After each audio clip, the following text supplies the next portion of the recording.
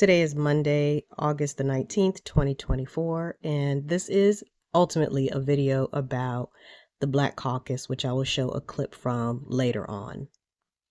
It took me a while to get around to actually watching some of the footage because I've been on Facebook today and the YouTube community, just engaging them in what I hope will become a means to discern who is for us and who is against us.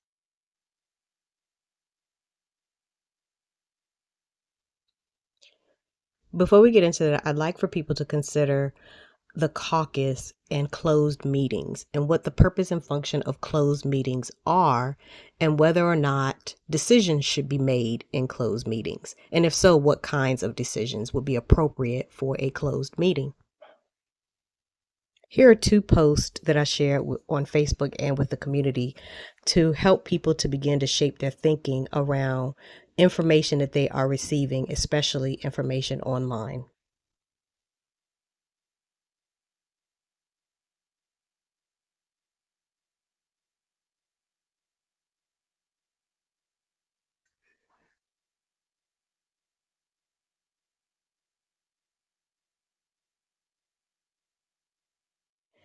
I want to be transparent in saying that as I watched the clip from the Black Caucus meeting that I'm going to show, all I could think about was this movie with Eddie Murphy, The Distinguished Gentleman. If you have not seen it, it was absolutely ahead of its time. It is a very funny movie, but the messaging is so perfect in 2024. I also could not get these images out of my mind. These photos of Donald Trump with the presidents of the historically Black colleges and universities. This photo of Trump with various religious leaders as he signs an executive order on religious freedom. This photo with Trump as he began to engage the Black Church Collective.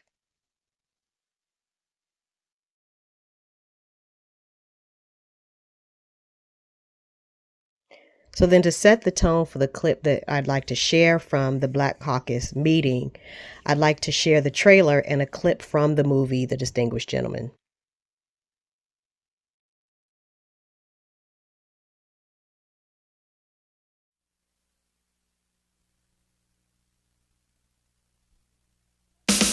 Oh, waiter, where's my bourbon sour? Oh, you must think I'm Kareem. I'm Jamal. He stiff you on your drinks, too? He fired. Kareem, where's this woman's drink? Thomas Jefferson Johnson is no ordinary con man. Take the damn money. Take the watch, please. You know this goes against my every principle. There is only one place for people like him. I want to tell y'all about a town where the streets are paved with gold. You mean Las Vegas? No, not Las Vegas. He's talking about Washington, D.C. I am running for Congress. Now, Thomas Johnson con man is Thomas Johnson congressman. Read my lips! We have a new member joining us today, the distinguished gentleman from Florida. Paul Zeckhauser, American Tobacco Council. I'm going to be extremely frank with you. That is, if you're interested in fundraising. Well, I'm very flattered, Mr. Chairman. Dick. Well, I'm very flattered, Mr. Dick. No. Oh, I'm sorry, Chairman Dick. No, Dick, just Dick. Oh, just Dick, just plain old Dick. We feel that the semi-automatic weapons gotten a bad rap. Really, they're just guns for the ordinary sportsman. And then like a nice warm Uzi.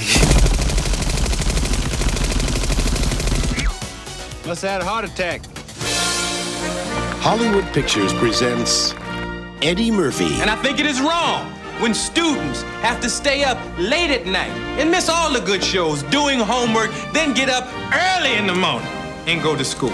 This sort of thing just is not fair. He's going to do to Congress what Congress has been doing to you. I got a sprinkler too now. Back at you.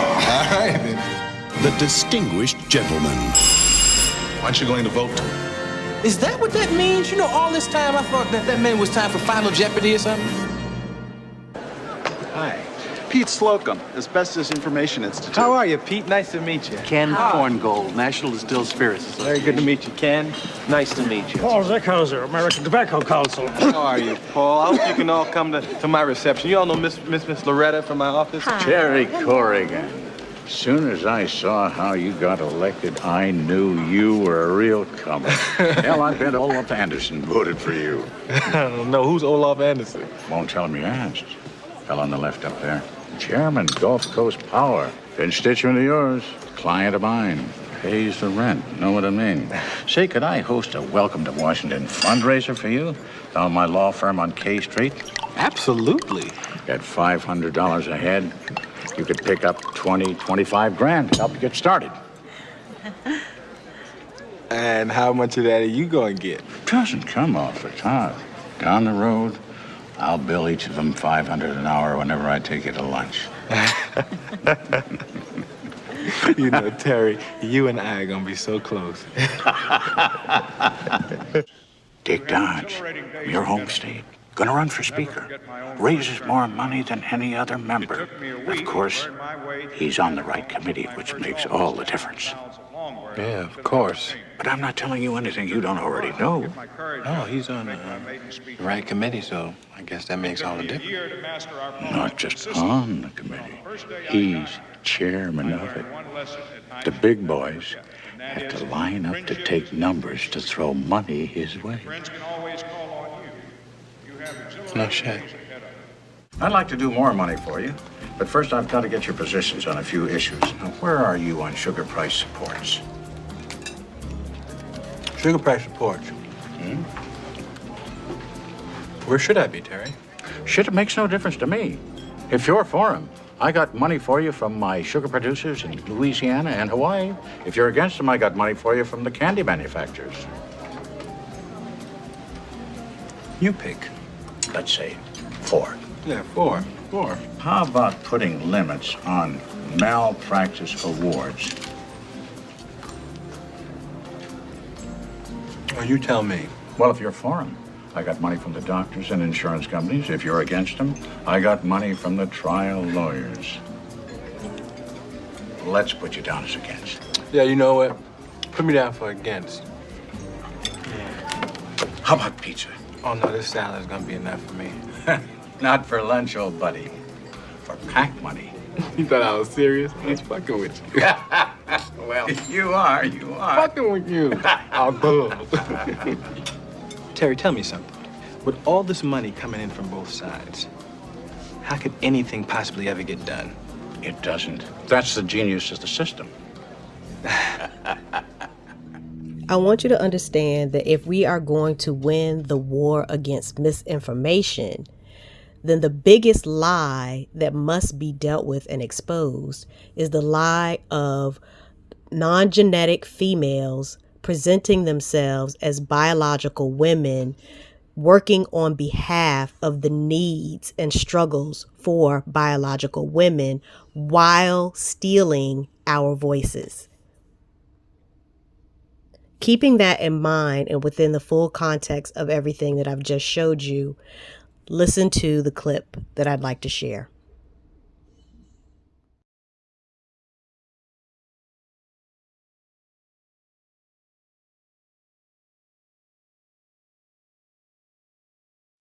Kiara is the first person speaking in this clip. An event that has happened, right? We've seen a lot of misinformation about actual verifiable events that have occurred in our world, in history. And so I think one of the specific things that you will see, one of the bits of misinformation that's going on right now, I can give you an example of, is this lie that Republicans are telling about the vice president's ethnicity and about her heritage, right? I don't think there's a single person on planet Earth who would encounter Kamala Devi Harris and be confused about exactly who she is and who she is. I don't know any room in the world, I know sisters, you understand this, that she could show up and tell anyone that she was not black. Like, that's just not a thing. And they know that, right? And they've always known that. She's been black since she was born, and she will be black her whole life, and she will be black when she goes on to be with the ancestors, hopefully in a very, very, very, very, very long time from now. And so this thing that they're doing, right, as you've seen on TV, you've seen online, it's even started to infiltrate some of our group chats. I know y'all have seen this, right? Your WhatsApps, whatever. But is she black? Is she really black? Does she call herself black? Was she always black? Or as we've heard from our convicted felon former president, oh, well, she just became black. She turned black recently, right? Which is a lie. So that's, I think, a good example of misinformation that is kind of proliferating throughout this particular cycle.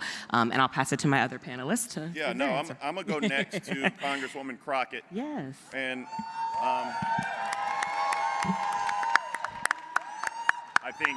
think that you are someone who works in an environment much like mine, where there is a great deal of disinformation and misinformation that you must combat on the front line. So tell them a little bit about yourself, those who don't know, and then your definitions thereof. Thank you, Bakari. Good morning. Y'all can do better than that. We about to elect our first black woman president. That's right. Good morning. There we go. Listen, now I got to be on my best behavior so I won't be cussing up here because this is my pastor right here. Yes, it is. But no, listen, I am so excited to be here specifically with the Black Democrats. And yeah, they got me on the right panel. I did not quite know my schedule. I still don't know my schedule. But living a life in the 118th Congress ain't nothing but lies. I ain't even going to call it misinformation and disinformation because they lie. Right. That's what they do. And they intentionally do it, which is why I'm calling it a lie. As y'all know, I serve on or for those of you who don't know, let me back up. Let me not be presumptuous. My name is Jasmine Crockett. I am the freshman congresswoman out of Dallas, Texas. And I currently serve on the Oversight Committee, the Agriculture Committee, and then I was added to the Weaponization Committee.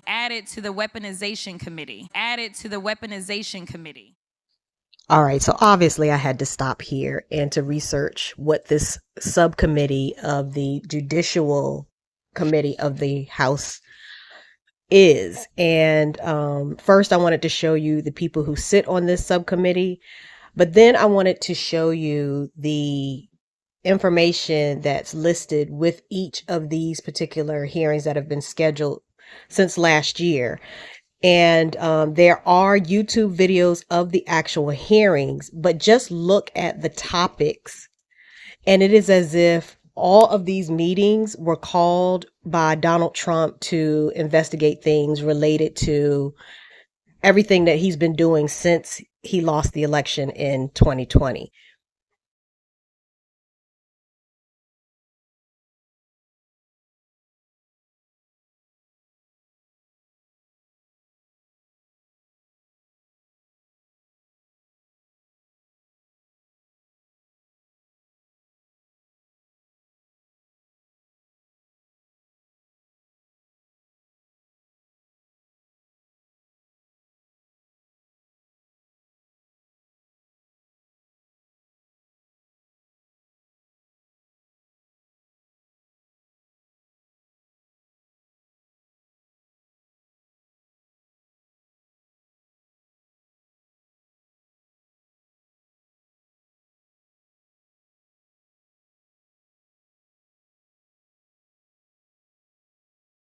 Committee, and then I was added to the Weaponization Committee.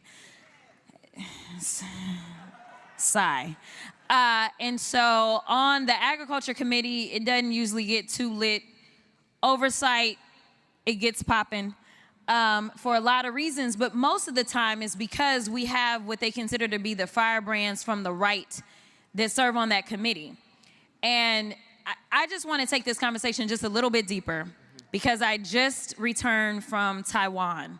As we are traveling around the world, we're consistently having conversations with our friends about what is happening with social media and misinformation and disinformation and the interference with our elections with this information. It is a new level of warfare that we are having to contend with. And right now, as I continuously talk about the cult known as Trump world, a lot of what we are experiencing is literally people have been brainwashed with so much misinformation and disinformation, and it goes so deep that we have people that are serving in the United States Congress that are literally taking their cues from people like Putin. So we had an oversight hearing where we laid out various posts that had been made by sitting members of Congress that were nothing more than propaganda that came out of Russia. Right. That is what we're dealing with. And so we're talking about people at the highest levels of the United States government that either are too ignorant to understand that they are literally becoming the puppets for someone like Putin. That's right. Or they just don't care. I don't really know, but either way, they have way too much power and they absolutely have way too large of a platform to be sitting where they are and being so irresponsible. So the one thing that I personally take it upon myself to do is to correct the record in real time. That's right. In real time. Right. I shut them down at every chance that I get with the lies that they come up with. So as we go into this election cycle, what I am charging you all with, because I can't fight everybody, is I need each and every one of you to understand that we have a responsibility to correct the record. Right. That is what we have a responsibility to do as good citizens of this country. Because there are those that try to act like we not even a part of this country when really we built it, that part.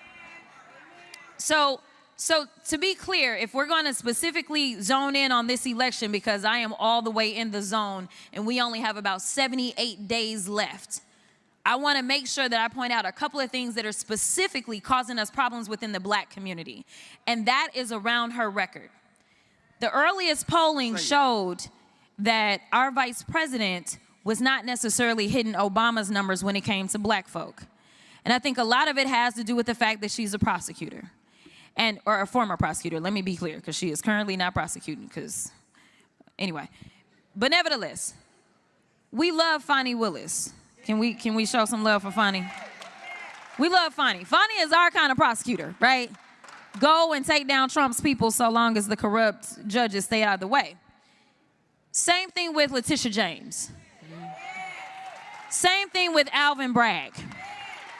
Same thing with any prosecutor that has had the audacity to say that if an officer kills one of us, I'm going to show you better than I can tell you that Black Lives Matter. That's right. This is the kind of prosecutor that Kamala Harris was before we even recognized that we needed that kind of prosecutor. So I want people to understand that, number one, there's all this stuff going around how she locked up everybody. Well, first of all, a prosecutor's job is to be a cop. I mean, I'm just saying. And some people got to go to prison. As a former criminal defense attorney, y'all, I'm just being honest. Some people got to go to jail. Okay. Let's clear that up. All right? But it's about what type of prosecutor. Are we talking about somebody that just because you walk in and you Black, you absolutely about to get buried under the jail? Or is she going to give you a chance? Is she going to recognize your humanity? And that is what she has done. So she started the Back on Track program before we even knew what a progressive prosecutor was. That's right. What this was recognizing that in this world, the real world that we live in, if you end up with the F on your chest, you don't somehow become the most powerful person in the world, but instead you are denied access to housing, you are denied access to education, you are denied access to jobs. She understood that, and so she gave people another chance. That was a diversion program. That's number one. Number two, when it comes down to body cams, we all saw, please tell me you know the name Sonya Massey. Yes. Sonya Massey, the reason that we know that they killed her with no justification is because we had video footage. She was the very first person, the first attorney general in the country to order that her agency, a state agency, wear body cams. So you tell me if she is our kind of prosecutor. So as they go out and they spread this misinformation, I'm gonna need y'all to help me in correcting the record, and that's all I'm gonna say. Bakari looking at me. I'm gonna reclaim my time. Next, I want to have one of all of our heroes who always is very smart and does a good word. For those who were not with me when we did this exercise in September of 2023, while we watched together the United Nations conference, I would invite you to either go back and watch the Black Caucus meeting and any additional meetings throughout the convention with your questions in hand, side by side with the issues that you need addressed to feel safe, healthy, and happy in your own home with your own family, and see what you come up with.